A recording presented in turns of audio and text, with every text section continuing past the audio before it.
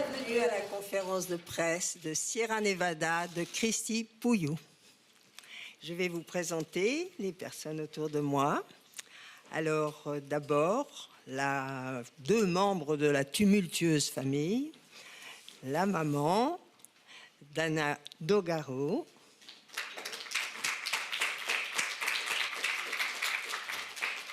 son fils très présent, Mimi Branescu,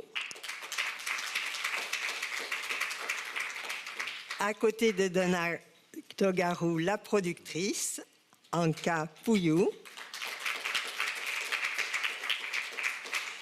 Et à côté de moi, considéré comme le jeune papa du renouveau du cinéma roumain depuis que son fils, La mort de Dante Lazarescu, a été présenté à Un certain regard à Cannes et a obtenu le prix Un certain regard, Christy Pouillou.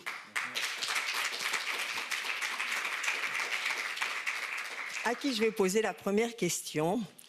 Bien qu'on puisse considérer que le film soit une sorte de western familial, pourquoi ce titre, Sierra Nevada? Pour attirer l'attention sur moi. Oui, c'est normal. Non, il y avait l'histoire déjà, l'histoire réelle, c'est-à-dire la commémoration le repas après l'enterrement de mon père. Et plus tard, quand Mirsad Pourivatra, le coproducteur de la Bosnie, m'a appelé, c'était en 2012, il m'a demandé est-ce que tu as un scénario parce que j'aimerais qu'on fasse un film ensemble. Et je dis non, mais j'ai une idée. J'avais cette idée de raconter un peu ce qui s'est passé d'une manière très subjective durant le repas après l'enterrement.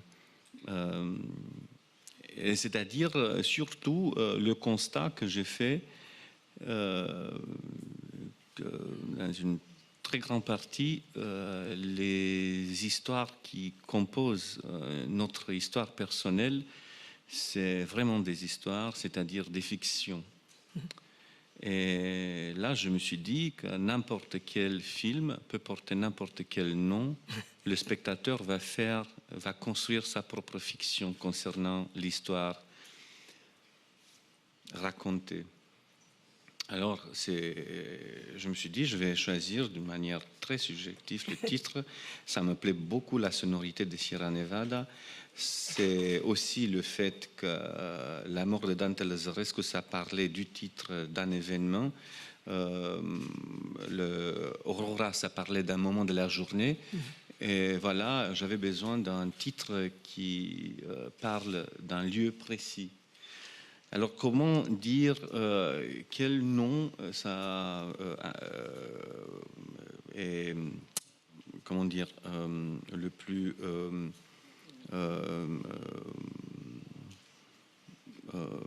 évocateur du fait que cette histoire peut se passer n'importe où.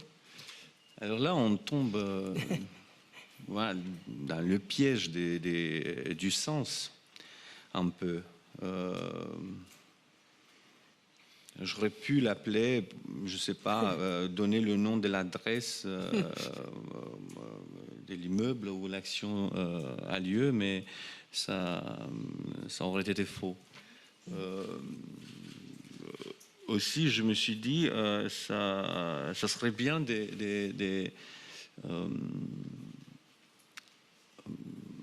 aller voilà, dans une direction extrême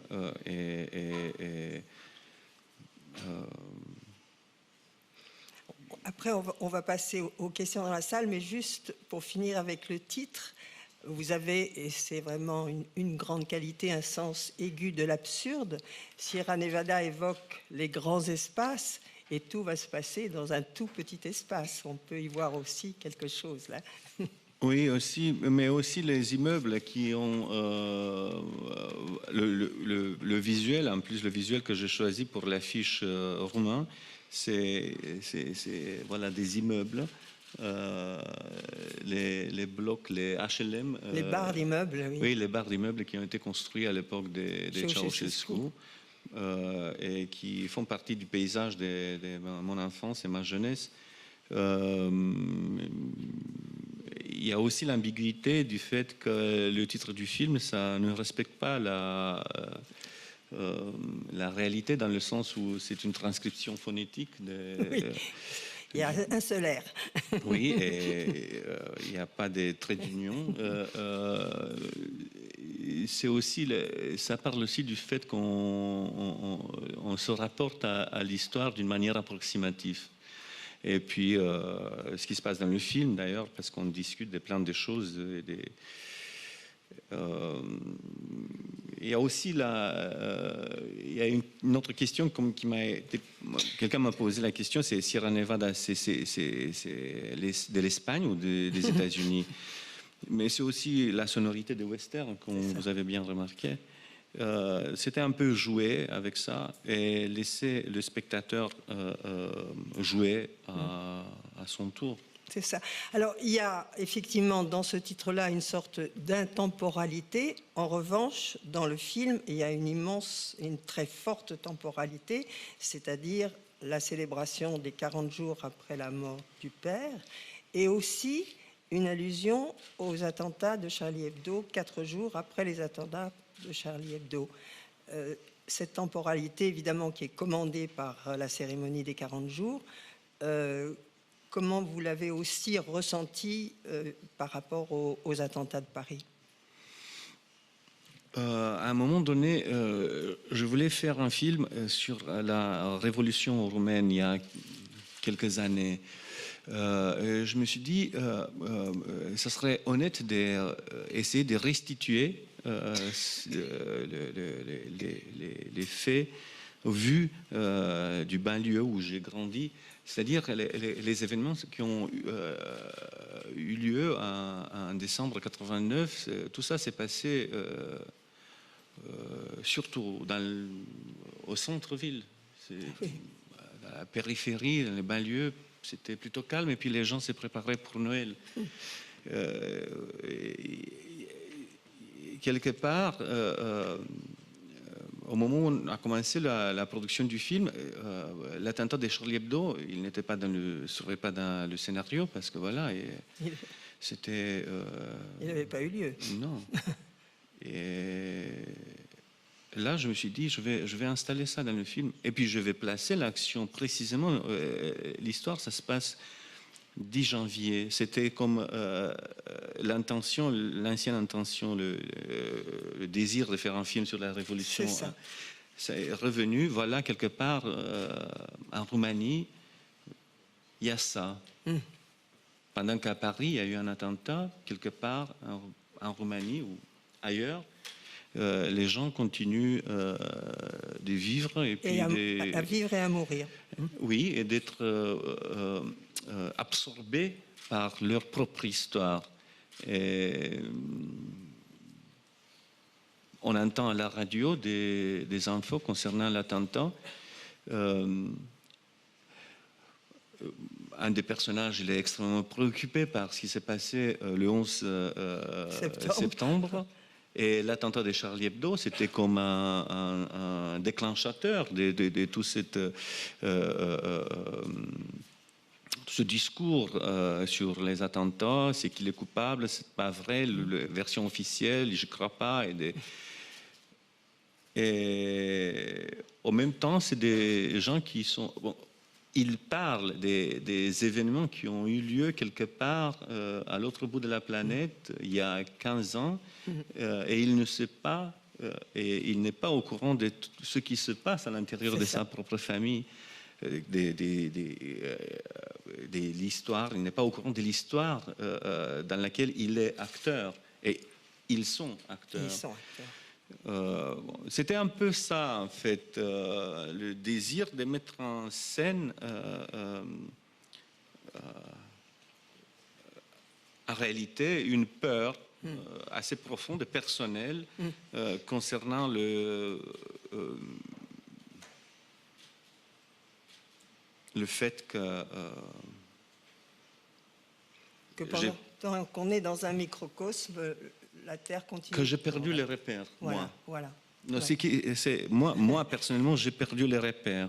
À un certain moment, je me suis rendu compte que les histoires qui composent mon histoire personnelle, c'est des fictions.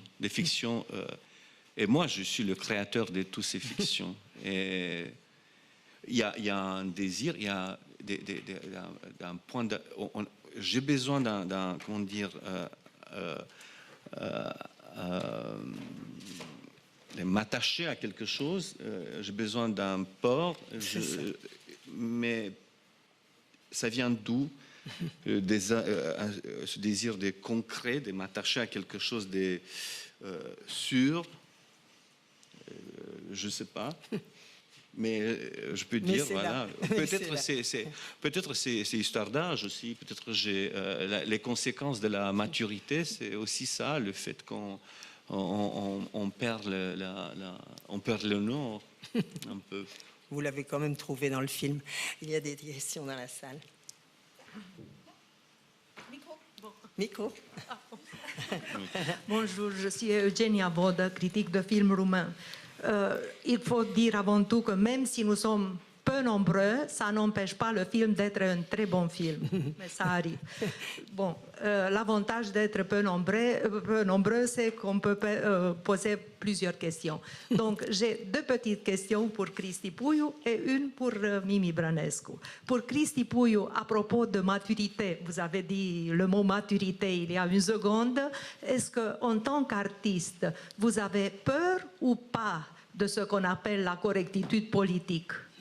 Et puis la deuxième question est, dans une petite note d'auteur que vous avez faite, vous dites que vous filmez du point de vue du mort.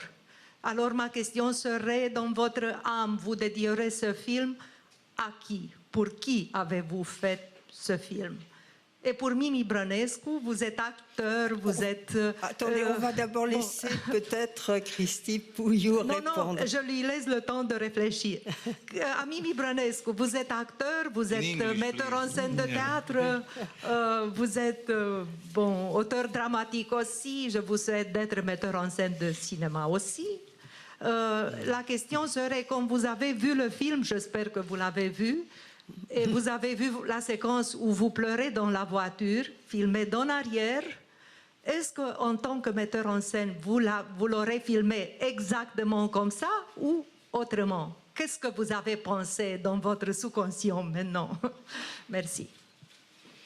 On va laisser répondre d'abord Cristi.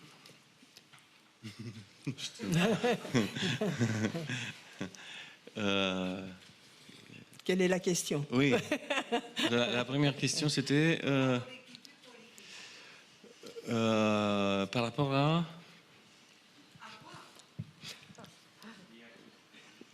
Non, dans le film, en dehors de, disons, des problèmes et des règlements de comptes familiaux, il y a aussi, et qui s'intègre parfaitement à l'atmosphère familiale, la théorie complotiste autour du 11 septembre, la sortie religieuse d'un membre de la famille, avec la réponse sur le communisme. On parle aussi politique. Donc, c'est aussi un film politique. Je ne veux pas vous donner des exemples concrets, mais il y a des cas quand, si les artistes touchent, disons, quelques frontières de la correctitude politique, il y a des années qu'ils ont à souffrir à cause de cette imprudence. Donc vous, en tant qu'artiste, vous avez peur ou pas de ce qu'on appelle la correctitude politique? Moi, je crois que je me trouve dans une position encore plus délicate parce que il y a une chose qui me tracasse beaucoup, je constate ici à Cannes un peu trop souvent dans la situation où je dois employer des grands mots. Oui, la vérité me tracasse beaucoup. Et ça, c'est beaucoup plus délicat. Je trouve plus délicat parce que c'est... je ne sais pas ce que c'est. j'essaie de restituer, de faire de mon mieux pour restituer avec la précision de ma propre subjectivité, si j'ose dire, ce que j'ai vécu, ce que j'ai ressenti, et en gros donner corps à mes peurs. Et il y a des risques parce que déjà je risque de perdre l'attention du public, du spectateur. Il y a plein de discussions par exemple concernant le début du film et puis les longues discussions et qu'est-ce que ça a à voir. Mais au départ, on a assumé le scénario auprès des diverses institutions pour avoir l'argent. Il y a eu plein de discussions concernant le sujet, mais pourquoi est-ce qu'on parle de ça? On parle souvent de beaucoup de choses dans la vie et la vie elle est composée de plein de discussions et il y a des discussions qui ont un certain sens, il y a des discussions qui semblent être insensées, il y a des discussions qui sont complètement idiotes. Ça parle beaucoup dans la vie et de toute manière, vous savez bien, en Roumanie, ça parle beaucoup. J'ai pas un étendard à tenir. Il y a beaucoup de choses qui me font peur et les choses qui me font peur vraiment, c'est les convictions que les gens peuvent avoir.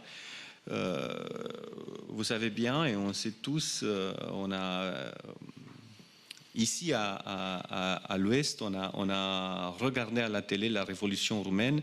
Et nous, en Roumanie, on sait ce qui s'est passé. Il y a eu à un moment donné, en 90, il y a eu une grosse manifestation contre le pouvoir installé. Et on a vécu en direct la manipulation.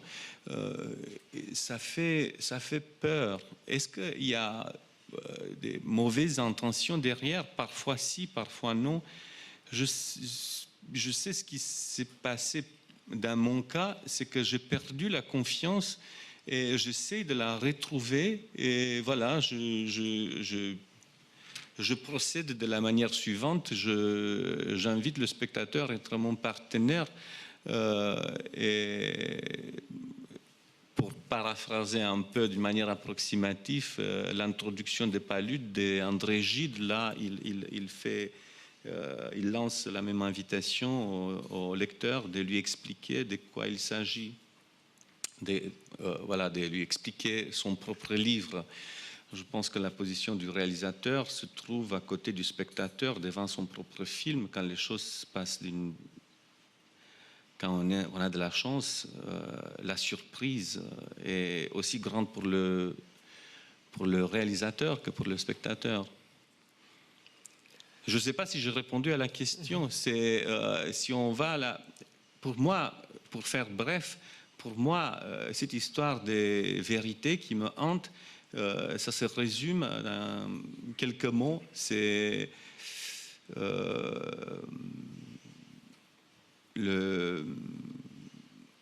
l'ineffable. Et une des meilleures définitions de cet ineffable, c'est pas une définition en fait, c'est la voie vers. C'est ce qu'il disait Sergiu Celibidache, le chef d'orchestre, qui quand disait, et c'est un titre, je crois que c'est même le titre du documentaire fait sur lui, d'un réalisateur allemand, Jean Schmittgar, qui s'appelle You don't do anything, you let it evolve.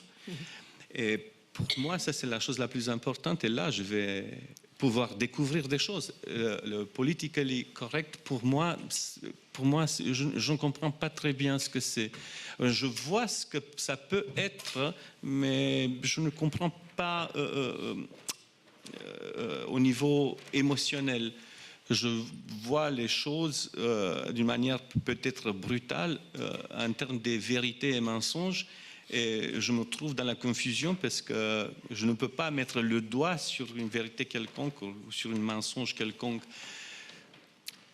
Je gardais le doigt constamment parce que ça change. Oui, je peux dire ça c'est pas vrai, ça c'est pas. Et le lendemain, je change d'avis parce que voilà. Ça s'appelle l'honnêteté. Je sais pas. Aussi, ça s'appelle confusion. Donc, on va poser la question à Mimi. Est-ce que vous comprenez le français? Vous voulez... Non. If you can repeat in Alors- English, please. I don't speak French or in Romanian. If you would be the director of this film, Donc, si vous étiez réalisateur de ce film, comment est-ce que vous vous seriez filmé lorsque vous êtes en train de pleurer dans la voiture? Mais je pense que... pour qui as-tu fait le film? Pour toi, pour la mémoire de ton père, pour le public? À qui dédies-tu ce film? Pour vous. Voilà. Bravo. OK. If I understood, Donc, if si, I made this movie, how I directed si j'avais fait ce film moi-même, comment est-ce que j'aurais tourné cette scène? Christie, Exactement comme Christie. exactly the same. Exactement de la même façon.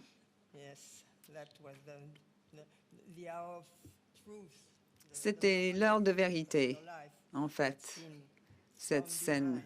But you know, tournée the way you depuis are directed in that scene is l'arrière de la voiture. C'était une scène extraordinaire parce qu'en fait, on ne voit votre visage à aucun moment, mais l'émotion est très présente. Easy because for me, Ce n'était pas facile pour moi en tant qu'acteur. you know, bet with myself if I can cry in a movie.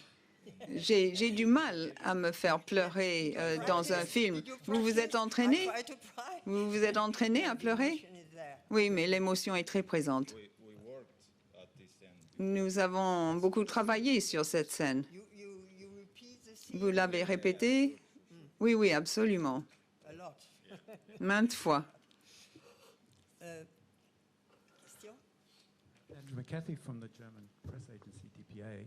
I just had two questions. J'ai for the deux director. questions à poser au réalisateur. Are you Tout still d'abord, planning to make a film about est-ce the que vous pensez Romanian toujours faire un revolution? film sur la révolution And, roumaine? secondly, Et deuxième Romanian question, film industry has had to cut l'industrie back du on, cinéma en Roumanie zero. a dû repartir de zéro. Communism. There are now, Il n'y I avait think, plus over rien including après la chute du communisme. Maintenant, il y a 10 ou 12 films roumains à Cannes actuellement. Est-ce que cela démontre qu'il y a une nouvelle confiance au niveau du cinéma en Roumanie? Comment est-ce que vous décrirez la situation du cinéma en Roumanie à l'heure actuelle?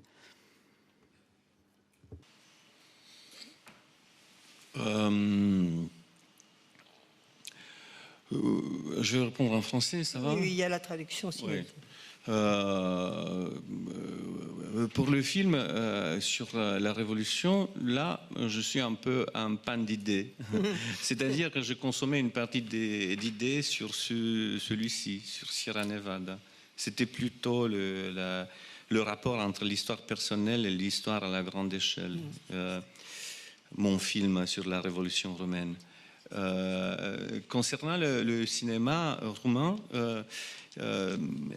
oui, apparemment, je ne sais pas, les choses se passent bien, mais il faut dire une chose, et je tiens à le dire, la nouvelle vague roumaine, ça c'est une formule que j'arrive à comprendre jusqu'à un certain point.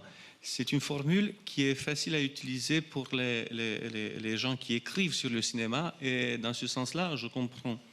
Sinon, nouvelle vague, je ne sais pas, c'est plutôt une création de la rencontre entre les films qu'on fait en Roumanie et les festivals où les films sont présentés. Parce que c'est comme un pont, il y a deux points d'appui, c'est les films d'une part et les festivals. Et là, on a le festival de Cannes, on a le festival de Berlin. Et ça, c'est une chose. La deuxième chose, c'est que dans la tradition du cinéma roumain, avant la chute du régime, bon, c'est pas une tradition, c'est en fait, le cinéma roumain, on va faire court, c'est pas une tradition, c'est un peu, non. Il y a quelques réalisateurs qui ont marqué, je ne sais pas les autres, mais moi, je suis marqué par la création de certains réalisateurs. Et il y a Lucian Pintillier, qui est connu ici. Il y a Alexandru Tatos, il y a Mircea Daneliuc, il y a Iosif Demian, il y a Steregulea. Leurs films ne sont pas si connus, mais ça n'empêche, moi j'étais dans une bonne partie formé par les films de ces cinéastes. Donc ce que je veux dire, c'est que le cinéma roumain, ça a existé avant les films qu'on a fait à partir de 2001 ou je ne sais pas. Donc oui, je suis content que le Festival de Cannes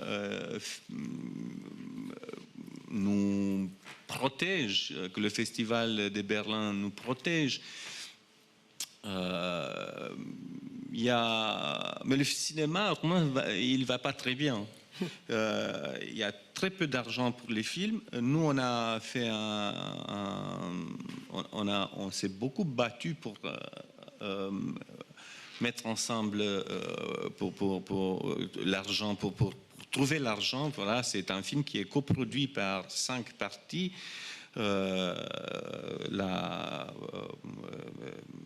La Bosnie, la Macédoine, la France, la Croatie, la Roumanie, Arte, Eurimage. Et on a cherché cet argent durant 2 ans pour pouvoir faire le film. L'année passée, fin octobre, il y a eu un terrible accident dans un club de Bucarest. Il y a plus de 60 personnes qui sont mortes. Et on a, du coup, le lendemain, on a décidé d'enfermer des cinémas qui ne respectaient pas les critères de sécurité. Donc, on a perdu encore des salles de cinéma. On n'a pas assez d'argent. On fait des films dans une langue qui n'est pas de circulation. Ça devient de plus en plus difficile et voilà, les statistiques disent comme ça. À la chute du régime, il y avait autour de 450 écrans et puis maintenant on a avec tous ces 450 écrans, il nous reste une trentaine. On ajoute à ça les 70 écrans qui ont été construits après l'an 2000 ou après la chute du régime. Donc on a une centaine d'écrans dans un pays. Il y a des villes qui n'ont pas de cinéma. Donc le cinéma roumain, oui, peut-être il va bien, mais pas tout à fait. Moi, j'ai fait des films parlés. Et la langue, c'est le roumain. Et les Roumains ne peuvent pas aller voir les films parce qu'il n'y a pas de salles. La distribution, ça pose des problèmes. Mais aussi pour d'autres raisons. Mais ça, c'est une autre histoire, peut-être une autre question, je ne sais pas.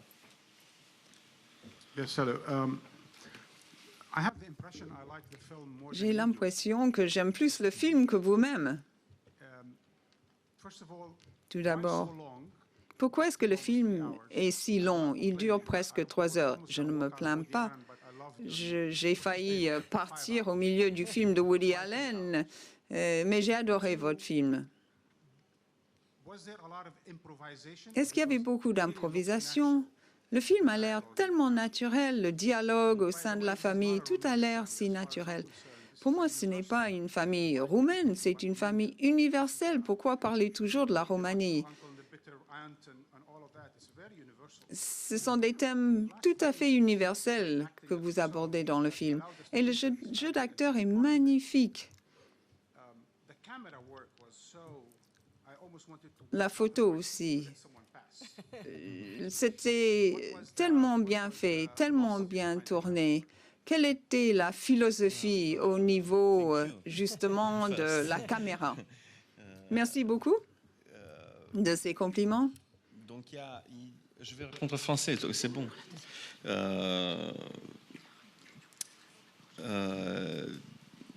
Déjà, oui, 3 heures, parce que je ne me propose pas de faire ça. Et je ne fais pas partie de la catégorie des réalisateurs qui ont la chance de faire des films distribuable. 3 heures, ça fait peur au distributeur et ça, j'en suis persuadé. Et c'est un peu comme la cuisine. Je mets au four et après je sors le produit final, le gâteau, et puis c'est 3 heures. Quand j'ai fait le bout à bout, j'avais 3h30 et puis j'ai commencé à revoir. Mais je me suis jamais posé la question des durées en termes des durées, mais qu'est-ce que je vais, en termes des contenus, qu'est-ce que je vais garder et qu'est-ce que je vais jeter. Et je suis arrivé à cette durée-là. Il y a eu des improvisations, improvisées, oui, mais pas dans le sens on laisse la caméra tourner et les acteurs faire ce qu'ils veulent.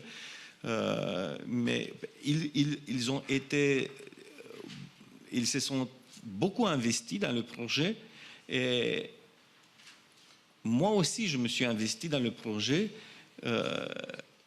J'avais rien à perdre et je me suis laissé faire des choses que j'ai jamais fait, c'est-à-dire concevoir des dialogues aujourd'hui pour aujourd'hui, on va filmer, on va voir après au montage, mais je le sens comme ça. Me laisser voilà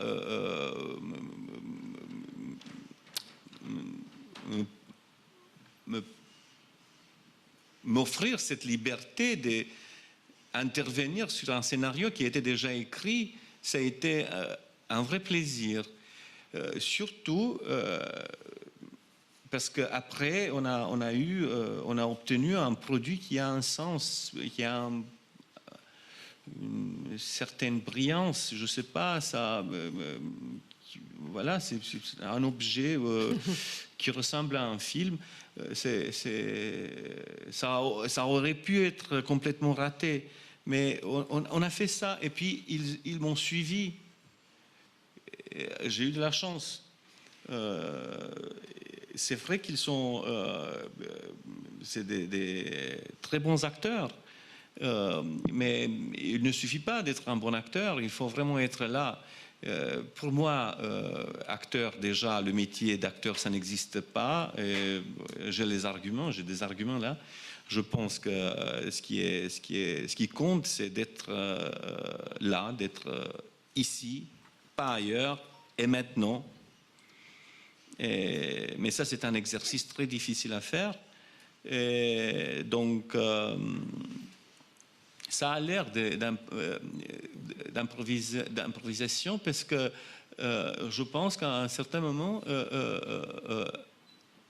il y a eu, ils se sont offerts à eux-mêmes cette chance de ne pas penser à ce que les spectateurs vont penser quand ils vont voir le film. Et ça, c'est une liberté auquel on n'a pas toujours accès. Parce qu'on peut, en tant qu'acteur, on peut travailler avec des réalisateurs qui font beaucoup attention au texte, au scénario, et on a la version un peu, voilà, le réalisateur en tant que gardien du texte écrit. Le texte a été écrit par moi, il est important, mais voilà, je me suis permis de le contredire. C'est comme ça que, en cours de route, j'ai introduit le personnage de la Croate. En cours de route, j'ai introduit l'histoire du costume. Ma famille, elle vient du nord de la Roumanie, de la Moldavie. Chez nous, il n'y a pas cette tradition du costume. Ça vient de l'Oltenie, du sud de la Roumanie, du Danube. Et cette tradition du costume, porter le costume, c'est devenir le messager du mort, le représentant du mort, l'ambassadeur du mort. Ça se passe pas au nord, mais au sud, ça se passe. Donc, j'ai composé avec ça. C'était une histoire que je tiens de Simona Ghiță, qui joue le personnage de Simona dans le film, et c'est son personnage à elle que je l'ai inventé à la même occasion et je l'ai installé dans le film parce qu'elle c'est la directrice du casting. Donc il y a des choses comme ça, je me suis jamais permis parce qu'il y a la pression du scénario qu'on perd la cohérence du texte et tout. Et voilà, ça c'est pour dire, pour répondre à la question concernant l'improvisation et pour le travail de caméra. Le travail de dans caméra. cet espace si exigu. Oui, le travail de la caméra, c'est laisser accorder à la caméra la place du mort ou accorder au mort la place de la caméra. L'histoire du cinéma, le cinéma est fait, la caméra est là la position du mort ou de l'homme invisible, on dit, pour échapper à cette pensée qui nous pèse tellement lourd. Mais la caméra, c'est la position du mort, c'est le mort qui regarde, on peut dire l'auteur, mais c'est le mort. Les acteurs, ils jouent, ils bougent devant la caméra, ils font semblant de ne pas voir, de ne pas saisir la présence d'un objet qui enregistre. Ils savent très bien que la caméra est là, mais il faut faire semblant, voilà. Et le sujet m'a donné cette possibilité de me dire, bon, dans la tradition orthodoxe, on dit le mort, au moment de la mort, l'âme quitte le corps et 40 jours plus tard, il va voir Dieu, il va avoir le jugement particulier. Dans l'intervalle des 40 jours, l'âme se balade. Et parce que la peur de la mort, c'est une peur qui me définit dans une grande partie.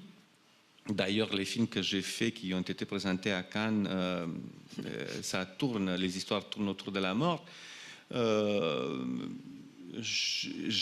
Cette question, cette peur, je vais mourir à un moment donné et je vais voir les gens que je vais laisser ici et je vais les voir dans des circonstances très différentes si je suis la tradition orthodoxe. Si les choses vont se passer de cette manière-là, ce que je ne sais pas.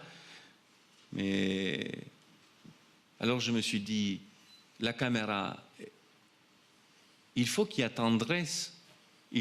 Parce que je quitte ce monde et je regrette de l'avoir quitté. Je ne veux pas transmettre à ceux qu'on laisse ici cette déclaration approximative et incomplète d'amour. Est-il possible de faire ça avec une caméra? Et c'est pour ça que l'indication récurrente durant le film, durant le tournage, c'était pas une indication, c'était plutôt des cris, parce que j'étais souvent exaspéré. C'est de dire à Barbu que les gens qu'ils filment, ils vont mourir. Et c'est les êtres, ces êtres-là, c'est pas les personnages. Les acteurs, ils vont mourir, c'est des humains qui vont mourir. Il faut garder ça en tête. C'est pas innocent. Je ne sais pas comment t'expliquer. Le fait est que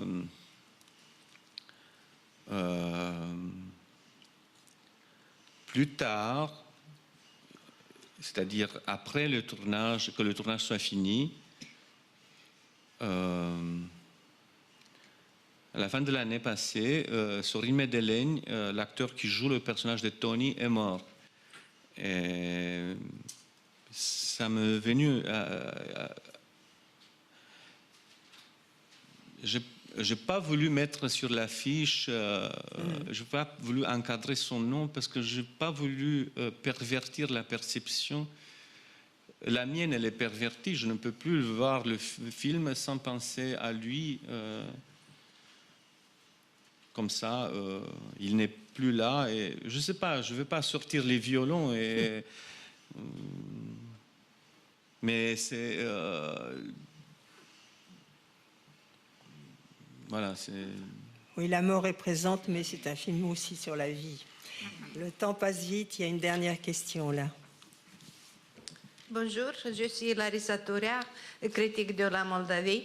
Mes félicitations pour l'équipe très grande de cinéastes roumains présente à Cannes, c'est une performance. J'ai lu que le film est inspiré aussi par un poème d'Aurel Rău, Et je vais demander à toute l'équipe s'il existe encore une place pour la poésie dans le cinéma contemporain, dans cette époque d'une indifférence globalisée. Alors, la place de la poésie. Anka, est-ce qu'il y a encore la place pour la poésie? Excuse me? poésie. It's for me the question. La question m'est adressée à chacun d'entre vous. Je ne sais pas. Oui, puisqu'il y a l'amour et la poésie aura toujours sa place. Regardez dans votre âme, on a tous besoin de poésie, on a tous besoin de partager ce plaisir. Ça existera toujours. Dana, est-ce qu'il reste une place pour la poésie dans le monde contemporain? Ah bon, pardon.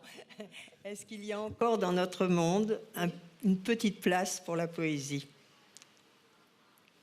Toujours. Toujours. Oui. Pour moi, toujours.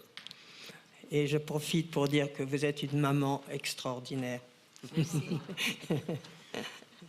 Mimi? Pour ton avis. Mimi? Yes, always. Always. Oui, il y aura toujours de la place pour la poésie. Toute dernière question là. Voilà, Magda Mihailescu, Decenius, Bucarest, Romania. Bucarest, Roumanie. Bon, j'espère qu'on aura assez de temps à Bucarest, tu auras la gentillesse, ton habituelle gentillesse de parler largement, parce que je ne veux pas endommager mes collègues étrangers. Voilà. Quand même, bien que je sois roumaine, bien qu'on peut se revoir, j'ai une toute petite curiosité. Vraiment, c'est une curiosité. Est-ce que tu as vu le film d'animation d'un metteur en scène polonais, Rybkowski, qui s'appelle Tango? Non. Non? Non. Je te dirai pourquoi, juste parce que c'est le même mouvement brownien, mais transposé dans le film d'animation. Ça, je le trouvais dans un film avec les humains, et tout ça, c'est formidable. Non. Mais c'est un vieux film? Oh, ça tient depuis quand tu étais très jeune, depuis une vingtaine d'années, disons. Je te remercie pour le film, alors à Bucarest. Merci. Oh, je pense que vous pourrez peut-être parler ensemble de cette réminiscence. Je vous remercie. Merci beaucoup. Merci.